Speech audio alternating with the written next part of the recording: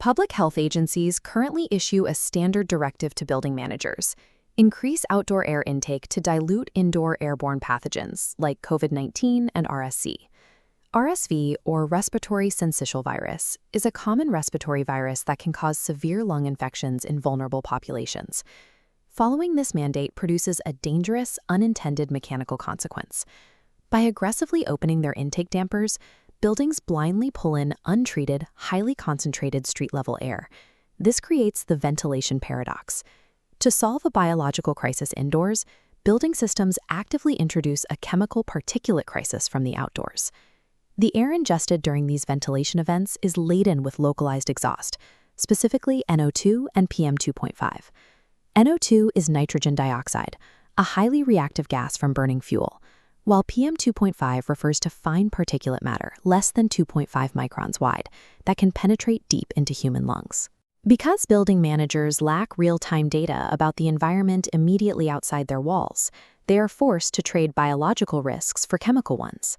The root of this operational blindness lies in the data infrastructure itself. Current HVAC automation relies entirely on data pulled from national EPA monitoring stations.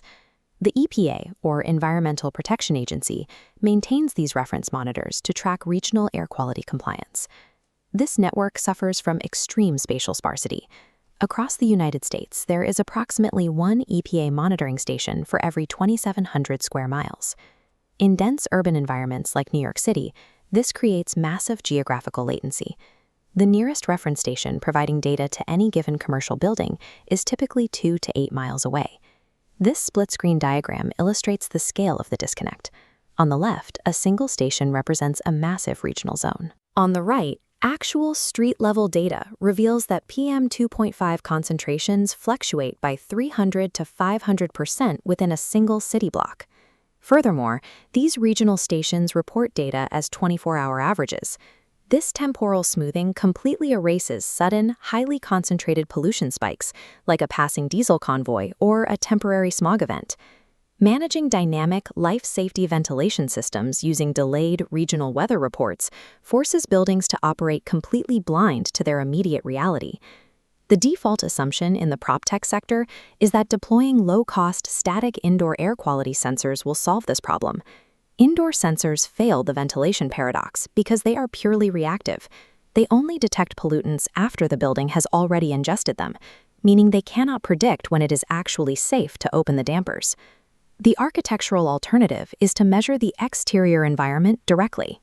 Sparrow Analytics has engineered a mobile environmental data layer built specifically for the outdoors. Instead of executing expensive building-by-building hardware installations, Sparrow attaches sensor nodes to existing urban fleet networks, like these Swiss Post delivery vehicles. This city grid animation demonstrates the resulting coverage. As the fleet drives its standard routes, it generates a continuous 3-meter accurate environmental intelligence web, effectively creating a real-time MRI of the entire city's street level. By leveraging mobile fleets, static blind spots are replaced with continuous spatial data, requiring zero hardware installation from the participating buildings.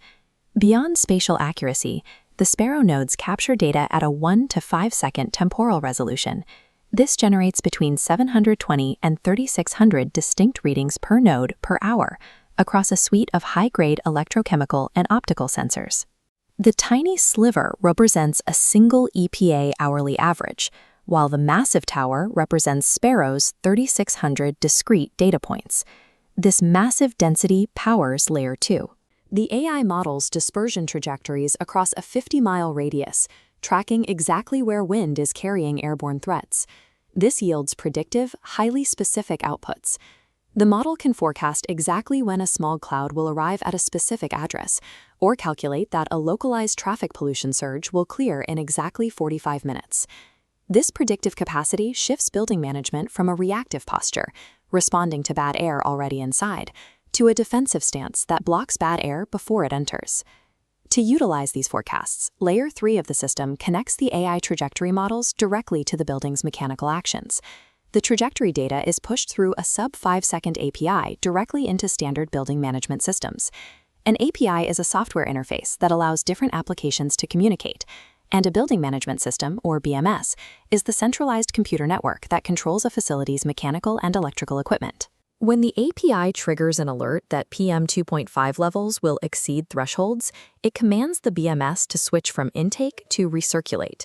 Simultaneously, the system executes smart filtration, analyzing incoming particle size to mechanically toggle between MERV13 and HEPA filters. Enabling automated life safety controls requires absolute data integrity. To guarantee sensor accuracy and statistical significance, Sparrow utilizes EPFL, the Swiss Federal Institute of Technology Lausanne, as an independent technical auditor for its methodology. This closed-loop integration allows buildings to execute precise, real-time mechanical defenses against invisible environmental threats, entirely without human intervention. The effectiveness of the system is measured by tracking bad air intake events. The system defines this event as any moment outdoor PM 2.5 exceeds 15 micrograms per cubic meter, while the building's HVAC is actively pulling in outside air. This graph tracks the primary operational target for year 2 of deployment. As outdoor intelligence uptime increases, the system projects a 60% reduction in bad HVAC decisions across all connected buildings. This operational shift creates a direct, measurable health outcome. Eliminating those intake events guarantees a 40% reduction in harmful air ingestion for the occupants inside. The financial logic behind this reduction relies on baseline data from the Centers for Disease Control, which estimates the societal cost of a single COVID-19 case at approximately $3,800. Sparrow's base case financial projections calculate the continuous cost of operating the intelligence network at just $1.71 per protected occupant hour. At this ratio, the system achieves a positive societal return on investment by preventing fewer than 3 respiratory infections per building per year. Scaling traditional sensor networks is structurally inefficient. Installing dedicated hardware creates a linear 1-to-1 ratio between the cost of the equipment and the number of buildings covered. The fleet-based model relies on nonlinear scaling.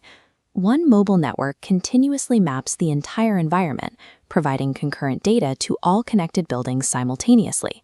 As the density of the mobile partner fleet increases, the marginal cost to connect each additional building drops off sharply.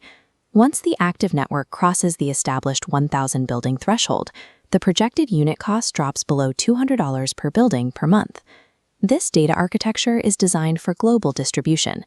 By partnering with organizations like the Universal Postal Union, the system can leverage existing institutional postal fleets across 192 member countries.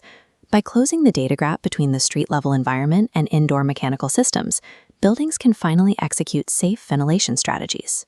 The ventilation paradox is resolved, replacing blind air intake with precise, localized intelligence.